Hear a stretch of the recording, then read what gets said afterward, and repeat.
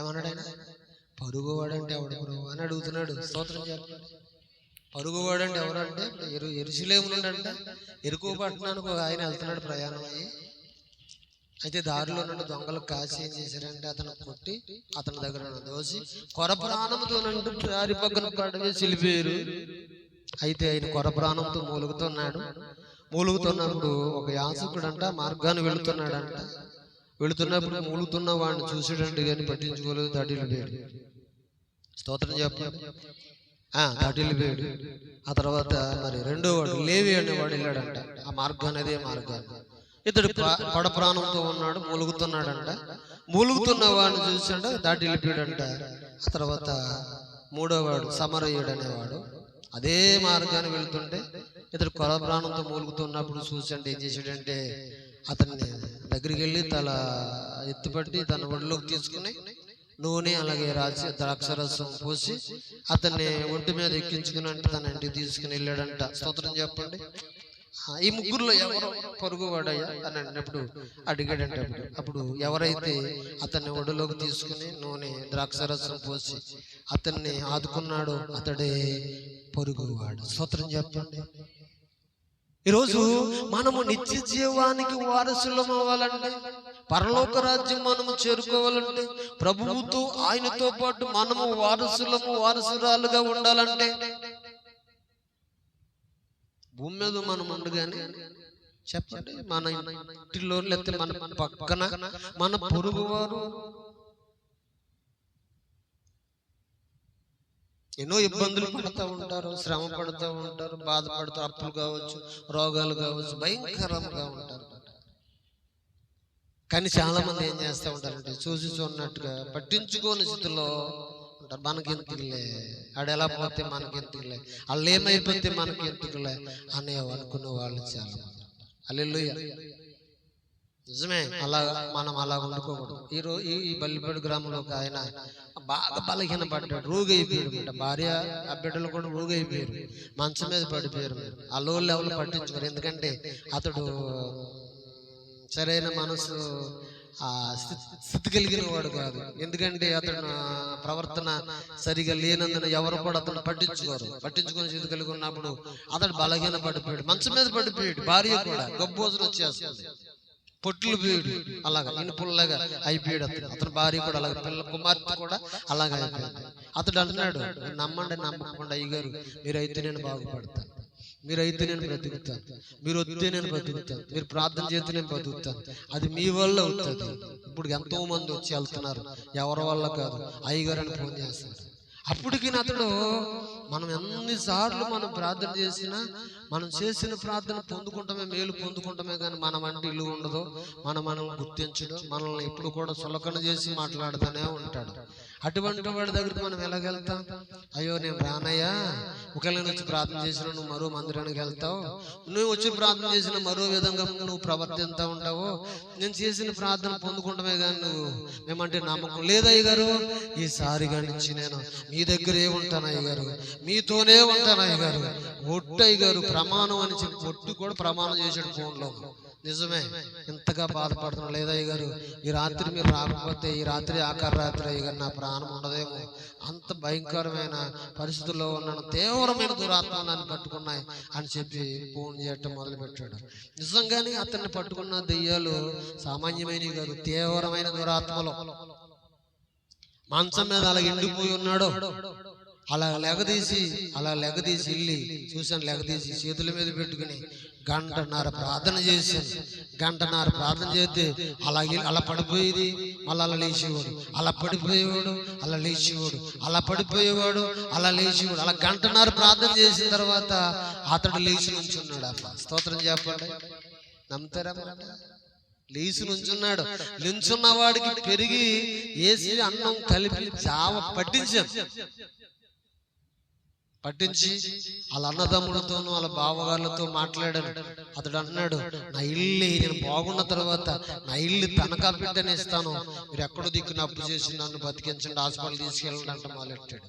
అప్పుడు వాళ్ళ బామ్మర్దులతో వాళ్ళ అన్నదమ్ములతో మాట్లాడి అప్పుడు వద్దులేండి మేము తీసుకెళ్తామని చెప్పి హాస్పిటల్లో పెట్టారు. నిజమే, అంత బలహీనతలో ప్రభు చూపిస్తున్నాడు. వాళ్ళ మరలా మరో బిడ్డకు జన్మనిచ్చినట్టుగా చూపించాడు. నిజమా అని చెప్పి నేను అడిగితే చెప్పాను, మీకు ఏం కాదు, దేవుడు మీరు మరో బిడ్డకు జన్మనిస్తారు, దేవుడు చూపించాడని చెప్తే ఊరుకోండి పాస్టర్ గారు, చచ్చేవాళ్ళం మేముంటే మేము మరో బిడ్డకు జన్మనిస్తామా అన్నాడు ఆ మనిషి. ఈ రోజున మరో బిడ్డకు జన్మనిచ్చాడు, కోయిట వెళ్ళాడు, వచ్చాడు. ఎలాగున్న నిగనిగలు ఆడతా తిరుగుతున్నారు, ఇక్కడ తిరుగుతున్నారు, రోడ్డు పక్కలే.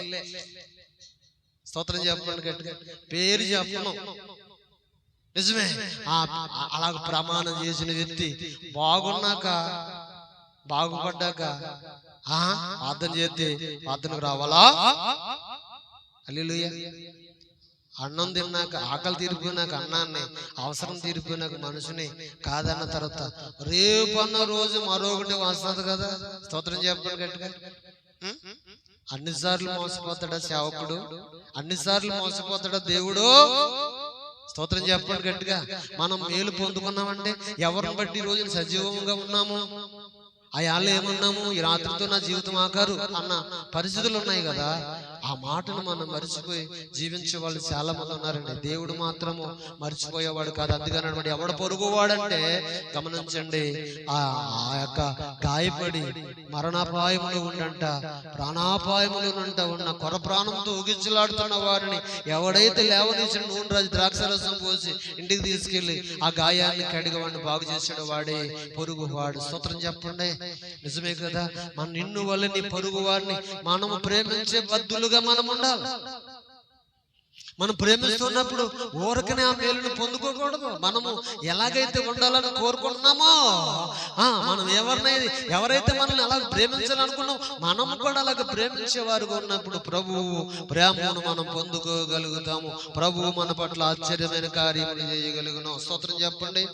ఇంకొక మాట చూసుకుని మనము వాక్యాన్ని ముగించుకుందాం. సామెతల గ్రంథంలో నుంచి ఒక మాటను చూసుకుందాం. సామెతల గ్రంథము గమనించిన సామెతల గ్రంథము అలాగే 33వ వచనంలో ఆయన మాటలో ఒక మాట చూద్దాం. చూడండి, సామెతల గ్రంథము అలాగే 1వ అధ్యాయం 33వ వచనంలో ఆయన రాయబడిన మాట ఏంటంటే, నా ఉపదేశమును అంగీకరించువాడు సురక్షితముగా ఉండును, వాడు కీడు వచ్చినానంట భయము లేకోకుండా నెమ్మది కలిగి ఉండును. స్తోత్రం చెప్పండి.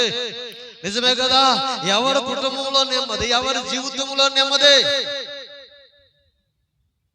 అనంటే గమనించండి, నీ ప్రభువును ప్రేమించు, నీ పొరుగు వాడిని ప్రేమించే రీతిలో మనం ఉన్నప్పుడు, ఆయన ఉపదేశం అంగీకరించినప్పుడు కీడు వచ్చిన భయపడక ధైర్యం కలిగి ఉండేవారుగా మనం ఉంటాం. స్తోత్రం చెప్పండి గట్టిగా.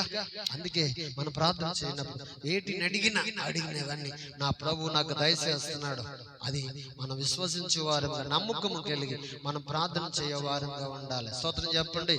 నిజమే కదా. పాస్టర్ గారు వాళ్ళ అమ్మాయి కొరకు ప్రార్థన చేయండి, ఎక్కడ దిక్కునే ఉండే ఉంటాడు. ఒక మాట చెప్తున్నా, ఒక ఆయన 2 మొక్కలు కొనుక్కొచ్చాడంట. 2 మొక్కలు కొనుక్కొచ్చి, ఒకటి ద్రాక్ష, ఒకటి ఎదురు చెట్టు అనేది కొనుక్కొచ్చాడంట. ఆ ద్రాక్ష అనేది గమ్మును కాపుకొచ్చి కాయలు కాస్తుంది. ఎంతగానంటే ఇది ఎన్నాళ్ళు నీళ్లు పోసినానంట, ఇది కాయగా ఉన్నదంట. అప్పుడు ఈ తోట మాలి కొనుక్కొచ్చిన మొక్క నాటిన వ్యక్తి దానికి నీళ్లు పోస్తున్నాడు, దీనికి నీళ్లు పోస్తున్నాడంట.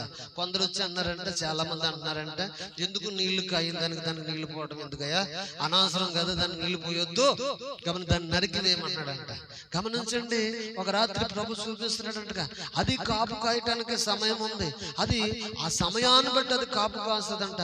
ఆ సమయం వరకు భూమిలో ఏం చేస్తుందంటే దాని ఏర్లు అంటే భూమిలోనంట దాని పునాది అంటే అది గట్టిగా ఏళ్ళను ఆ భూమిలో పాతుకుంటుందంట. స్తోత్రం చెప్పండి గట్టిగా. నిజమే. ఈ రోజున సన్నిధి విషయంలో కావచ్చు, మా విషయంలో కావచ్చు, అబ్బాయి విషయంలో కావచ్చు, కుటుంబ విషయంలో ఎన్నో విధాలుగా మనం ప్రార్థన చేస్తున్నాం. ఈ సంఘం ఇది బాగా మందిరం పెద్దగా కట్టబడ్డదంట. ఫ్యాన్లో పెద్ద ఫ్యాన్లు వేసామంటే, భారీ ఎత్తులో ఫ్యాన్లు మందిరంలో కట్టి చూపిస్తున్నాడు. అదే ప్రభు చూపిస్తున్నాడు. స్తోత్రం చెప్పండి. మందిరం నిండా జనం చూపిస్తున్నాడు. స్తోత్రం చెప్పండి గట్టిగా. కానీ సమయం ఉన్నది. అయితే ఆ సమయం వరకు మనం కనిపెట్టి ఏం చేయాలంటే ప్రార్థన చేయవారంగా ఉండాలి. మన దేవుడు అన్యాయస్తుడు మాత్రము కాదు. మన దేవుడు న్యాయవంతుడు, గొప్ప కార్యాలు చేయగలిగిన దేవుడు. గమనించండి.